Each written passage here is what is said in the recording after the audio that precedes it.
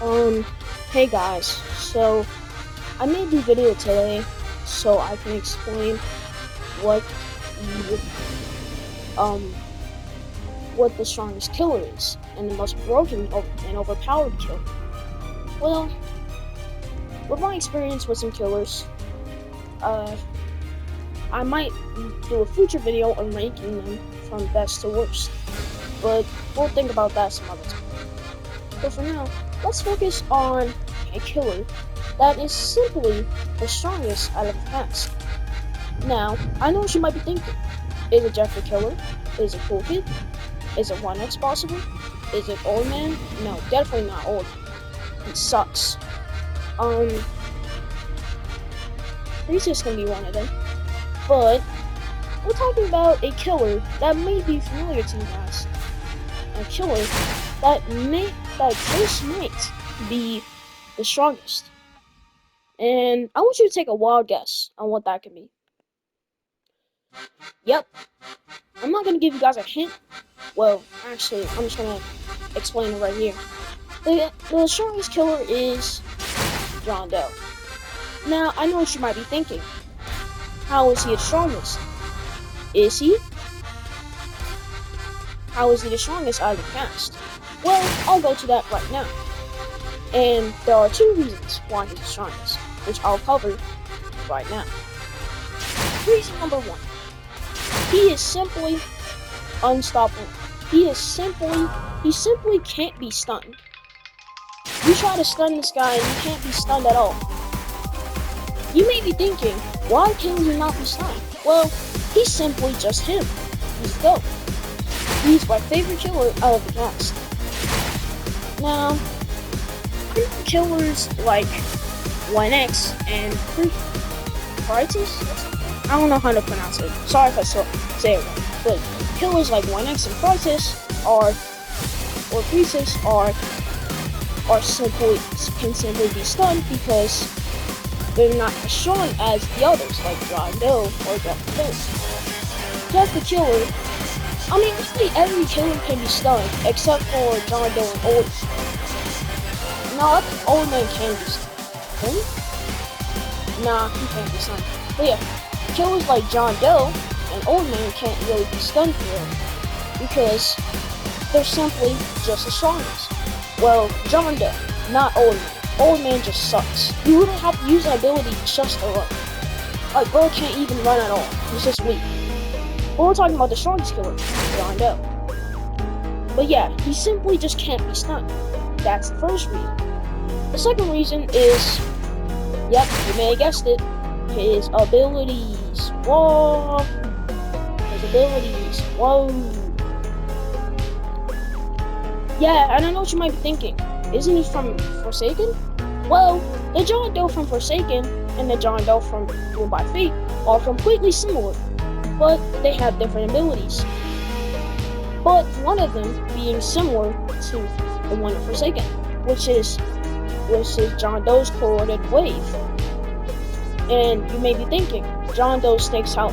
It's just like in Forsaken. John Doe sticks out his arm and lands in a couple spikes. But what makes this ability so different, what makes this John Doe so different is that he's not like the other John Doe. Instead, he's just another version of him, but better.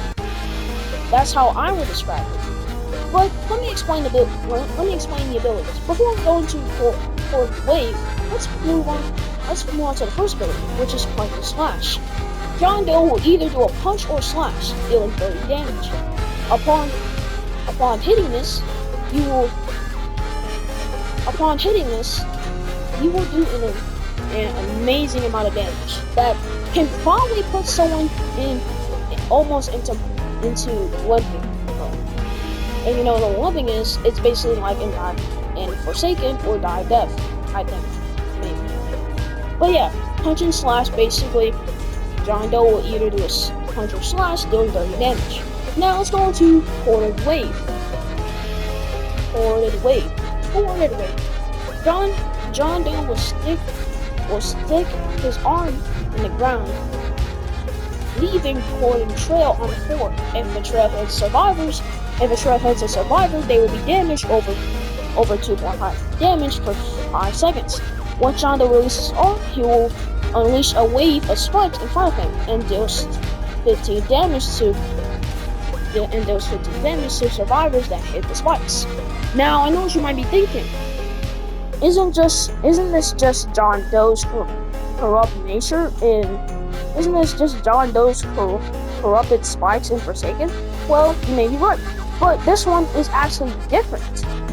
Instead, the one in Forsaken, the one in Forsaken spawns in a lot more spikes, but the one in Forsaken does not.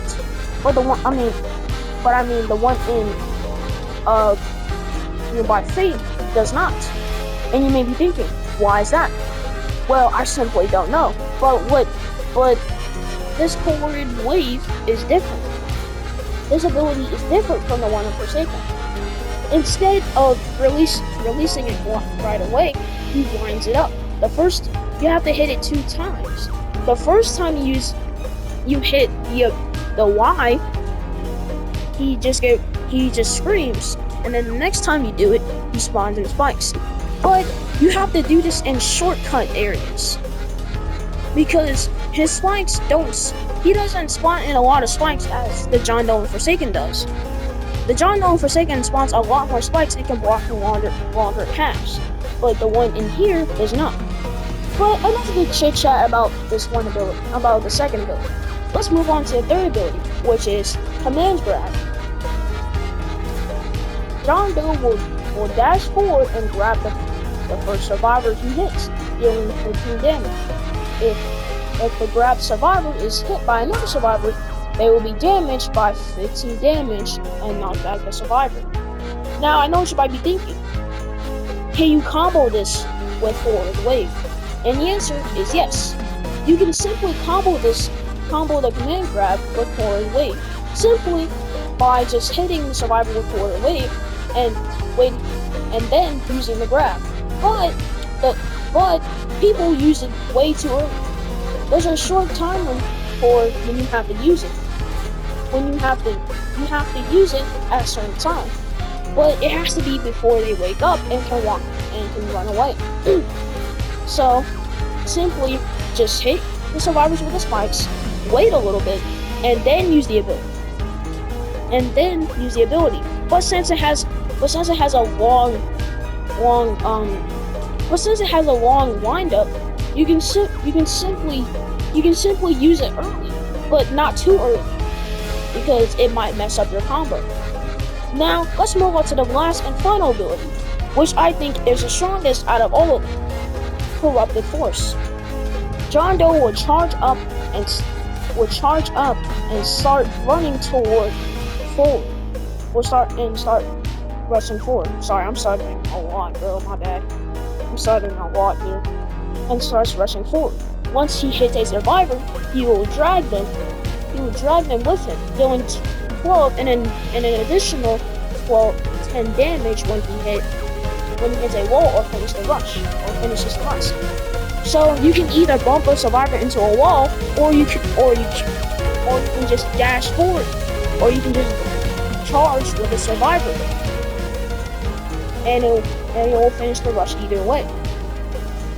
If Corrupted Force is first missed, he will instead swing his arm. Dealing 32 damage. Now, I know what you might be thinking. What makes this the most powerful out of all these abilities? Well, the answer to that is the amount of damage it does. You see, this ability has the longest cooldown, but has the most damage out of all the other 3. Now, let's count up all the damage in total.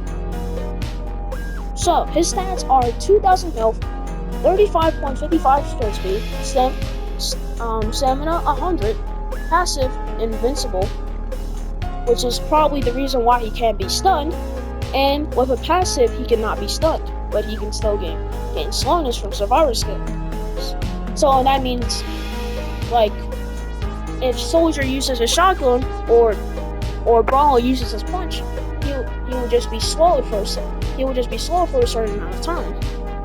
But look at the damage it does. Let's look at the damage each ability does. Punch and Slash does 30 damage. So, but for the first ability, he does 30 damage. For his second ability, he does 2.5 damage for 5 seconds. So if you times 2.5 by 5, you will get, hold on.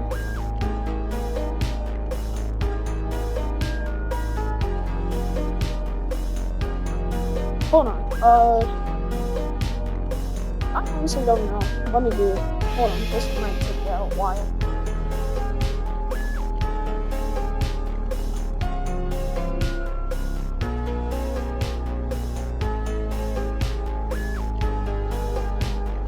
I think 7.5, maybe. I don't know.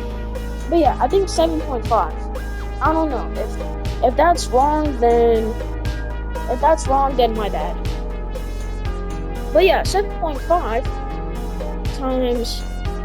But yeah, if you do 7.5 and plus that by 15, that will probably be.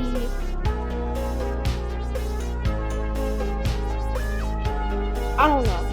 You guys can do the math because I don't really know. I'm sorry, I haven't been in school for a while. But yeah, probably a certain amount of damage. But yeah, so the next ability, Command Grab. The Survivor, he deals 25 damage. 15 damage when he hits a Survivor. But if he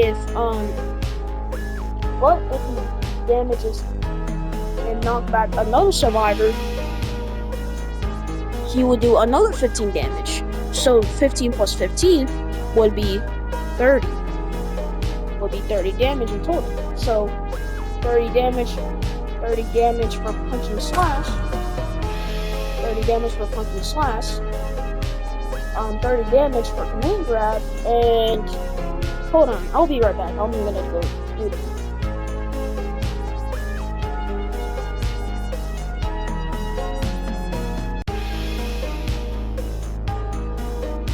Alright, I'm back, and I'm gonna search up the thing on my phone, so this might take a second.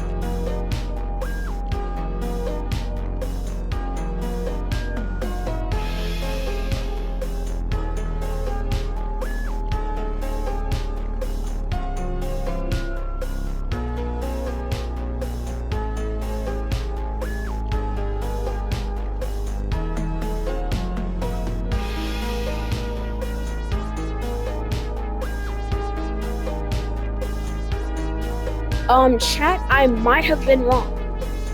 So, you know how I said Corrupted Force, did the most damage, right? Oh, wait, actually, hold on. So, I looked up, the reason why I said hold on was because I looked at this for a second, and it says if a Survivor gets dragged with him, he will do 12 damage, and an additional 10 damage, and then, actually, yeah, hold on, I'll get to that in a second, but first, Quarter Wave, I looked it up, and, 2.5 times 15 is 37.5, so, that means he does 37 damage in total, or 37.5, however you want to say it. But yeah, let's go into the last and final ability, Corrupted Force. Let's look at this ability again. John Doe will charge up and start rushing forward. Once he hits a Survivor, he will drag the Survivor with him, dealing 12 and an additional 10 damage when he hits a wall or finishes a rush. If Corrupted Force misses, he will instead swing his arm, dealing 32 damage. So, I'm gonna do 12 plus 10 plus 32. Give me a second.